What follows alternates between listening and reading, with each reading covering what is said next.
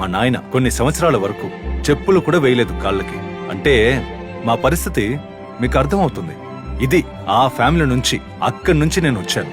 ఇది నా life real story. చదువు లేదు, డబ్బులు లేవు, పుట్టింది చిన్న గ్రామంలో. కానీ ఒకటి మాత్రం ఉండేది, నాకు నా మీద నమ్మకం. నా చిన్నప్పుడు మా అమ్మ మా నాయన్ని తిడుతుందని చెప్పలేను. ఒక చిన్న డిస్కషన్ ఏం జరుగుతుందంటే, మా అమ్మ ఏమంటుందంటే, పిల్లలకు పెట్టడానికి భోజనం సామాన్లు ఉంటాయి కదా, కిరాణా సామాన్లు అవి లేవు, తీసుకురండి అని చెప్పారు. మా నాయన ఏమన్నారు, నా కాడ ఉంటే నేను తేనా. ఇదంతా నేను చూస్తూనే ఉన్నాను. చూసిన తర్వాత నాకు చదువు వద్దనుకుని నేను పనికి పోవడం స్టార్ట్ చేశాను. నెల్లూరులోని ఓ ఫ్యాక్టరీలో ఒక వర్కర్ గా చేరాను.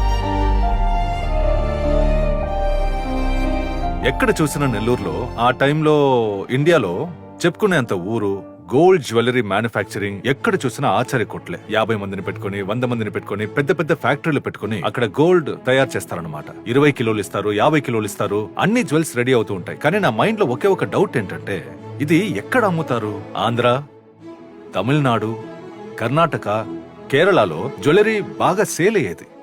అడ్డిగలు గాని, స్వర్ణ పథకం గాని, జుమ్కీలు గాని చాలా ఫేమస్.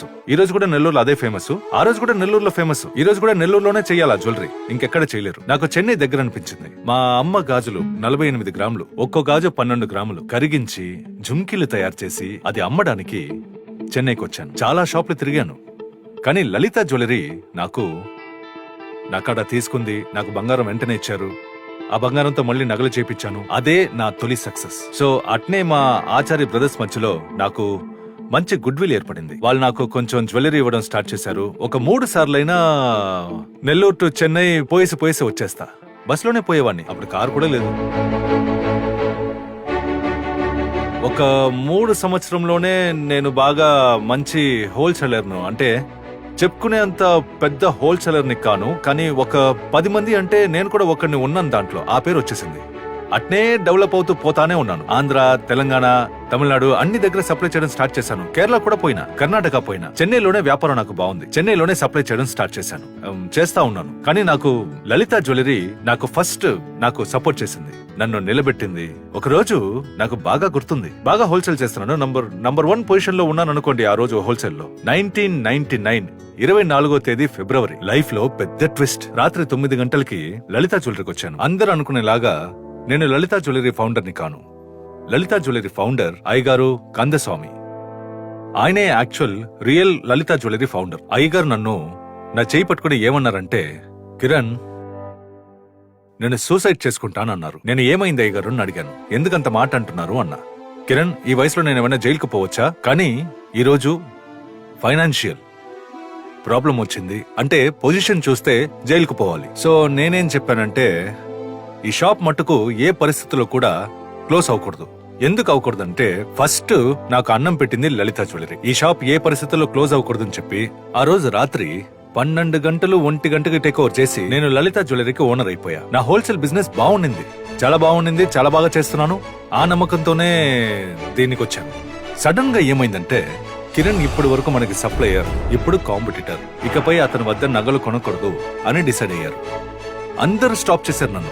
ఒక్కరు కూడా నా కాడ హోల్సేల్ ఐటమ్ కొనుక్కోవడంలా, నాకు పాత డబ్బులు రావాలన్నా కూడా నేను ఇచ్చిన నగలనే మళ్ళీ నాకు ఇచ్చి అది కూడా లెక్కలు సెటిల్ చేశారు. ₹1 కూడా నాది ఎవరు తినలేదు. ఒక 2-3 రోజుల తర్వాత టోటల్ హోల్సేల్ బిజినెస్ అవుట్. ఇంకేం చేయాలి, వేరే దారి లేదు. తీసుకునేశాను. మళ్ళీ మొదటికి వచ్చి నిలబడినట్టు ఫీలింగ్. కానీ ఒకటి, నా ఆత్మ నమ్మకం, ఇది చేస్తాను, దీంట్లో కూడా గెలుస్తాను అని చెప్పి బాగా స్ట్రాంగ్ గా డెసిషన్ తీసుకున్నాను. ఓకే, 6 నెలలు అయింది. అప్పుడు నేను రీటైల్ చేసేవాడిని. అంటే లలిత జ్యువెలరీ అప్పుడు రీటైల్. సో నేను కూడా బజార్లో ఏ రేట్ ఉందో అదే అమ్మేవాడిని. ఒక 6 నెలల తర్వాత సడన్ గా ఒక ఆలోచన వచ్చిందండి నైట్. ఏంది, నేను హోల్సేలర్ని కదా, నేను రీటైలర్ని కానే, అప్పుడు నేను కూడా హోల్సేల్ రేట్కే ఇవ్వాలి కదా. ఆ ఆలోచన వచ్చింది. అక్కడి నుంచి డెవలప్మెంట్ ఇంక్రీస్ అయింది.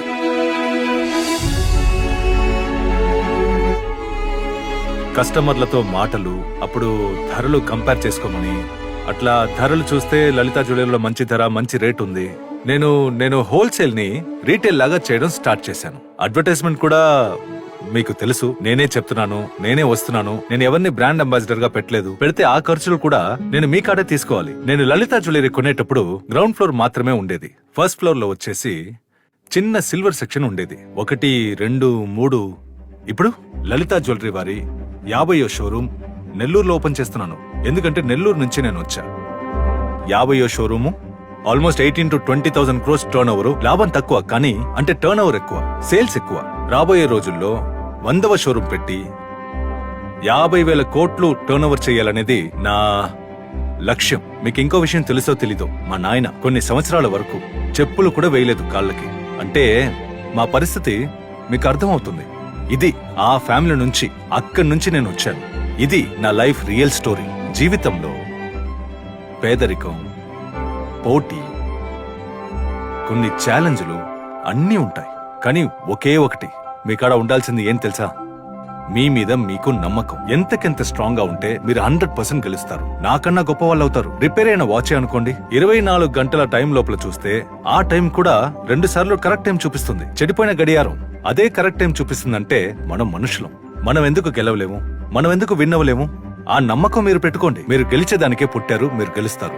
నా వల్ల సాధ్యం అంటే మీ వల్ల కూడా సాధ్యమే. Nothing is easy, nothing is impossible. ఈ సమయంలో ఈ విషయం మీతో చెప్పాలనిపించింది.